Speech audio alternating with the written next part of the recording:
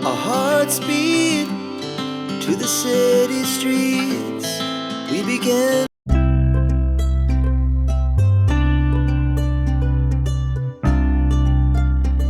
हिवाळ्यामध्ये वातावरणात अनेक बदल होत असतात. त्यामुळे ना या दिवसांमध्ये ना आरोग्याची विशेष अशी काळजी घ्यावी लागते आपल्याला सगळ्यांनाच. कारण हिवाळ्यात ना आजारांना आपण स्वतःपासून दूर ठेवणं खूप महत्त्वाचं आणि त्यासाठी योग्य असा आहार घेणं सुद्धा खूप गरजेचं आहे. विशेषतः हिवाळ्यामध्ये ना खाण्यापिण्याच्या सवयी ज्या असतात ना आपल्या, तर त्याच्यावरती विशेष काळजी घेणं किंवा लक्ष देणं खूप महत्त्वाचं आहे.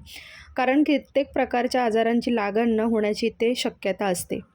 हिवाळ्यात अधिक प्रमाणात भाज्या आणि फळांचं सेवन करणं गरजेचं आहे, कारण आपल्या शरीराला ना खूप सारे पौष्टिक गोष्टींची या ऋतूमध्ये गरज असते. आजच्या व्लॉगमध्ये मी हिवाळा स्पेशल 3 रेसिपी तुमच्यासोबत शेअर करणार आहे, ज्यामुळे आपल्या आरोग्याला खूप जास्त फायदा होणार आहे आणि आजारी पडण्याचं प्रमाणसुद्धा कमी होणार आहे. तर चला मग बघूया टोमॅटोचं सूप कसं बनवायचं. कारण हिवाळ्यामध्ये ना स्पेशली टोमॅटोचं सूप प्रत्येकाच्या घरी बनलं जातं. अगदी सोप्या पद्धतीने टोमॅटोचं सूप कसं बनवायचं हे तुमच्यासोबत मी आजच्या व्हिडिओमध्ये शेअर करणार आहे.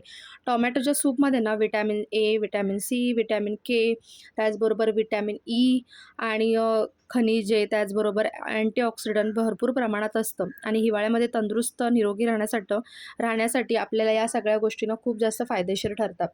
तर इथे मी ना 4-5 टोमॅटो घेतलेले आहेत, तुम्ही बघू शकता.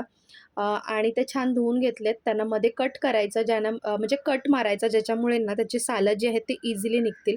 हे सगळं साहित्य आपल्याला बॉईल करायचं आहे. छोटासा बीट घेतलेला आहे, त्याचबरोबर छोटा एक तुकडा आलं, अर्धा कांदा, 3-4 मिरच्या, थोडंसं लसूण पाकळ्या, त्यानंतर थोडीशी कोथिंबीर, एक छोटासा गाजर घेतलेला आहे आणि पुदिना घेतलेला आहे. तर या सगळ्या गोष्टी आहेत ना आपल्याला स्वच्छ धुवून अशा कट करून आहे ना सगळ्या कुकरमध्ये लावायच्या आहेत किंवा टोपातसुद्धा तुम्ही बॉईल करू शकता.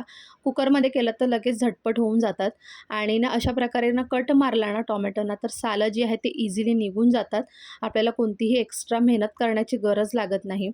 तर सगळं साहित्य धुवून घ्यायचं आहे व्यवस्थित असं आणि या कुकरच्या भांड्यामध्ये ठेवून त्याला एक छान बॉईल करायचं आहे. एक 2-3 शिट्या काढायच्या आहेत, ज्याच्यामुळे ना सगळं साहित्य ना आपल्याला छान असं स्मॅशसुद्धा करता येईल. उन्हाळ्यामध्ये ना गरमागरम सूप पिण्याचा ना आनंद काहीतरी वेगळाच असतो आणि त्याच्यामध्ये जर टोमॅटोचं सूप म्हटलं तर ते खूपच जास्त टेस्टी लागतं आणि हे जे तुम्हाला सूप दाखवत आहे ना, तर तुम्ही ॲज अ सूप म्हणून सुद्धा ते पिऊ शकता किंवा मग तुम्ही जर एखाद्या डब्यामध्ये स्टोअर करून ठेवलत आणि जेव्हा तुम्हाला टोमॅटोचा सार पिण्याची इच्छा होईल किंवा बनवण्याची भातावरती, तर त्याचाच सुद्धा तुम्ही उपयोग करू शकता नक्कीच. संध्याकाळच्या वेळेला मुलांना जर भूक लागली असेल तर त्यांना सूप देण्यासाठी हे बेस्ट ऑप्शन आहे आणि झटपट होणारं आहे. तर इथे थोडंसं पाणीसुद्धा मी टाकून घेतलेलं आहे आणि एक छान 2-3 शिट्ट्या याला काढून घेणार आहे. तर बघा इथे शिट्ट्या ज्या आहेत ते काढून झालेलं, कुकरसुद्धा जरा बऱ्यापैकी गार झालेला आहे आणि बघा अशा प्रकारे ना छान असे बॉईल झालेत टोमॅटो. बघा सालं किती इझिली निघतात. तर ही नक्की टिप फॉलो करा. जेव्हासुद्धा तुम्हाला टोमॅटोची साल काढायची असेल ना, तर अशा प्रकारे नक्की कट मारा, ज्यामुळे सगळं व्यवस्थित सालं निघून येतात. तर बघा इथे सगळे गोष्टी आहेत त्या स्मॅश करून घेणार आहे आणि थिक अशी त्याची ना ग्रेव्ही टाईप तयार होणार आहे, बघू शकता तुम्ही. आणि हे छान गाळून घ्यायचं आहे आणि जर तुम्हाला गाळायचं नसेल तर तुम्ही मिक्सरला सुद्धा फिरवून घेऊ शकता. तर इथे मी थोडंसं गाळून घेतलेलं आहे, ज्याची सालं, चोथा वगैरे होता तो काढून टाकलेला आहे. आता हे फ्रीजमध्ये थंड झाल्यावर स्टोअर करणार आहे. जेव्हा पाहिजे तेव्हा मी ह्याचं सूप किंवा मग सार बनवून घेऊ शकते. तर नक्की ही रेसिपी ट्राय करा. त्यानंतर आपली दुसरी रेसिपी आहे कोथिंबीर वड्यांची. हिवाळ्यामध्ये कोथिंबीर ना खूप छान प्रकारे मिळते आपल्याला, म्हणजे स्वच्छ आणि ताजी मिळत असते आणि आता बऱ्यापैकी ना कोथिंबीरचा भावसुद्धा कमी झालेला आहे, तुम्ही पाहिलं असेल तर. आणि मध्ये तर कोथिंबीर इतकी महाग होती की कोथिंबीर घेणं शक्यच नव्हतं आणि आता खूप भरपूर प्रमाणात कोथिंबीर आलेली. ते कोथिंबीर काय केली, स्वच्छ धुतली मी आणि क्लीन करून स्वच्छ धुतलेली आहे आणि नितळून घेतलेली आहे. त्यानंतर बारीक कट केलेली आहे. यामध्ये मी बेसन टाकलेलं आहे, हळद, मीठ, मसाला आणि जर तुम्हाला आवडत असेल तर आले लसणाची आणि मिरचीची पेस्टसुद्धा टाकू शकता किंवा जर आवडत नसेल तर नुसती मिरचीची पेस्ट टाकली तरीसुद्धा चालेल. त्यानंतर थोडंसं मीठ टाकायचं आहे आणि यामध्ये ना थोडेसे तीळसुद्धा टाकायचे, ज्यामुळे ना जेव्हा आपण कोथिंबीर वडी खातो ना तेव्हा त्याची टेस्ट ना खूपच सुंदर लागते. आणि मी इथे थोड्या प्रमाणातच हळद, मीठ, मसाला टाकलेला आहे, कारण लोलोसुद्धा खातो आवडीने, सो त्यामुळे कमी टाकलेला आहे. आणि इथे बघा आलं लसणाची जी पेस्ट बनवली होती मी ठेचून, तर तीसुद्धा टाकलेली आहे आणि एकत्रित साहित्य करून घ्यायचं आहे सगळं. जर तुमच्याकडे ना बीटर असेल तर त्याच्याने तुम्ही करू शकता किंवा चमच्याने केलं तरी चालेल आणि पाण्याचं प्रमाण आहे ना हळूहळू थोडं-थोडं टाकायचं. ज्यामुळे काय होईल ना, एकदम जास्त पातळ होणार नाही. अगदी भज्यांना आपण पीठ मळतो ना, म्हणजे पीठ मिक्स करतो तशा प्रकारे हे करायचं आहे. आणि थोडं पाणी हळूहळू मी टाकलेलं आहे. इथे थोडं बेसन कमी पडलं त्याच्यामुळे मी थोडं अजून बेसन वाढवलं आहे. मग कळलं ना तुम्हाला की मी पाणी हळूहळू का टाकायला सांगितलं, की आपल्याला एक अंदाजासुद्धा येतो. त्यानंतर इथे जर तुम्हाला आवडत असेल तर तुम्ही चिंचेचा कोळ जो आहे तो टाकू शकता. तर इथे मी चटणी करून ठेवलेली चिंचे गुळाची, तर त्यातला थोडासा एक तुकडा टाकलेला आहे. जर आवडत असेल तर, नाही टाकलं तरीसुद्धा स्किप केलं तरी चालेल. त्यानंतर एका भांड्याला ना छान असं तेल लावून घ्यायचं आहे आणि त्यामध्ये हे सगळं कोथिंबीर वडीचं जे बॅटर बनवलं आहे ते ठेवायचं आहे आणि त्याला एक छान वाफवून घ्यायचं आहे.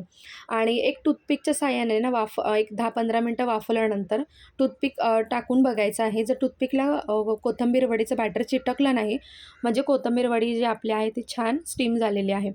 त्यानंतर तुम्हाला हव्या त्या शेपमध्ये तुम्ही हे कट करून घेऊ शकता. तिथे बघा बॅटर झालेलं आहे रेडी. यावर थोडे अजून तीळ टाकलेले आहेत, ज्यामुळे ना छान वाटतं पाहायलासुद्धा आपल्याला आणि खातानासुद्धा खूप छान टेस्ट लागते. तर बघा इथे माझं बॅटर थंड झालं होतं आणि मी ह्याला कट करून घेतलं आहे. मला आज ह्या वड्या तळायच्या नाही आहेत, त्यामुळे मी आज स्टोअर करून ठेवणार आहे. आणि तुम्ही बघू शकता खूप सुंदर झालेल्या आहेत. विदाऊट एनी सोडा वगैरे काहीच न टाकता मी ह्या वड्या ज्या आहेत त्या बनवून घेतलेल्या आहेत. नक्की ट्राय करा.